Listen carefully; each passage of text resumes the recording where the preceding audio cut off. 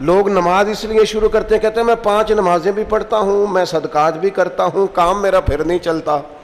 تو میں کہتا ہوں تمہیں پتہ ہی نہیں، نمازی کے لیے تو آزمائش ہے، جتنا جتنا ایمان کامل اتنی آزمائش بھی زیادہ۔ اور یہ میں اپنے پاس سے نہیں کہہ رہا، حضرت ابو سعید خدری رضی اللہ تعالیٰ عنہ فرماتے ہیں میں نبی پاک علیہ الصلوۃ والسلام کی خدمت میں حاضر ہوا اور حضور کے دست مبارک کو چومنے کے لیے میں نے اپنے ہاتھ جب آگے کیے تو تپش تھی، تیز بخار تھا نبی پاک کو۔ تو حضرت ابو سعید خدری رضی اللہ تعالیٰ عنہ ارشاد فرماتے ہیں کہ میں نے، یہ سنن ابن ماجہ میں موجود ہے، فرماتے میں نے عرض کیا یا رسول اللہ صلی اللہ علیہ وسلم اتنا تیز بخار؟ حضور فرمانے لگے ہم پر جو آزمائشیں آتی ہیں نا انبیاء پر، وہ عام لوگوں سے دگنا آتی ہیں۔ یہ تو لاڈلے ہیں، یہ تو محبوب ہیں اللہ کے۔ فرمایا عام لوگوں سے دگنی آزمائش آتی ہے، لیکن فرمایا ہمارا رب بڑا کریم ہے، ہمیں اجر بھی ڈبل ہی عطا کرتا ہے، ہمیں اجر بھی ڈبل ہی عطا کرتا ہے۔ تو حضرت ابو سعید خدری کہتے ہیں موقع اچھا تھا، میں نے ایک سوال بھی کر دیا، میں نے کہا یا رسول اللہ صلی اللہ علیہ وسلم بتائیے نا بھلا دنیا میں زیادہ آزمائشیں کن کو آتی ہیں؟ تو حضور فرمانے لگے سب سے زیادہ آزمائشیں اللہ کے انبیاء کو آتی ہیں، نبیوں کو آتی ہیں۔ حضور اس کے بعد فرمایا اس کے بعد جو ان کے زیادہ قریب ہوتا ہے اسے آتی ہیں۔ لوگ کیا سمجھیں گے امام حسن کی آزمائش کو؟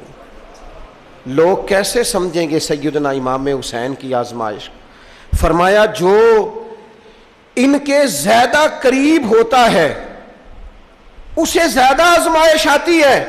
تو حضور کے سب سے قریب تو امام حسن ہے نا، امام حسین ہے نا، تو کیا سمجھتا ہے قربت بس نسبت کے اظہار کا نام ہے اور بڑے لطف کے ساتھ زندگی گزارنے کا نام ہے؟ تو نبی پاک علیہ الصلوۃ والسلام نے فرمایا بات بڑی مزے کی ہے، فرمایا پھر اللہ کے بعض بندے تو ایسے ہوتے ہیں جنہیں اللہ فقر میں مبتلا کر دیتا ہے۔ فرمایا ان کے پاس صرف ایک چادر رہ جاتی ہے، اتنا فقر ان کے پاس آتا ہے، لیکن جو حدیث کے آخری لفظ ہیں نا وہ وجد والے ہیں، وہ وجد والے ہیں، وہ سرور والے ہیں۔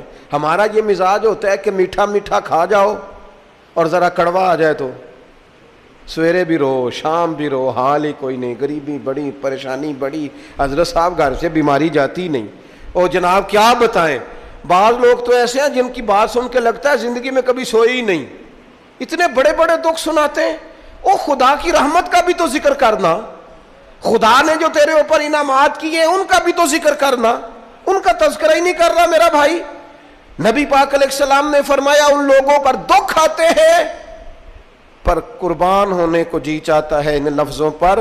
حضور فرمانے لگے وہ رب کی طرف سے آنے والے دکھ پر بھی اس طرح راضی ہوتے ہیں جس طرح تم میں سے کوئی راحت ملنے پر راضی ہوتا ہے، سکون والی چیز ملنے پر جس طرح تم راضی ہوتے ہو اس طرح وہ دکھوں پر بھی راضی ہوتے ہیں۔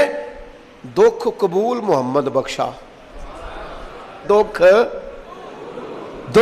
قبول محمد بخشا، پر ایک شرط لگائی چھوٹی سی میاں صاحب نے، انہوں نے کہا 100 دفعہ قبول ہے، دکھ 100 دفعہ قبول، دکھ قبول محمد بخشا پر راضی رہن پیارے۔ یہ شرط یہ ہے کہ تو راضی رہ، تو راضی رہ، دکھ قبول محمد بخشا، راضی رہن پیارے۔ اور حضرت سلطان صاحب کہنے لگے اساں کیتی ہے جان حوالے رب دے، ایسا عشق کمایا ہے اسی مرن تو پہلو ہی مر گیا، باہو تا مطلب نو پایا ہے۔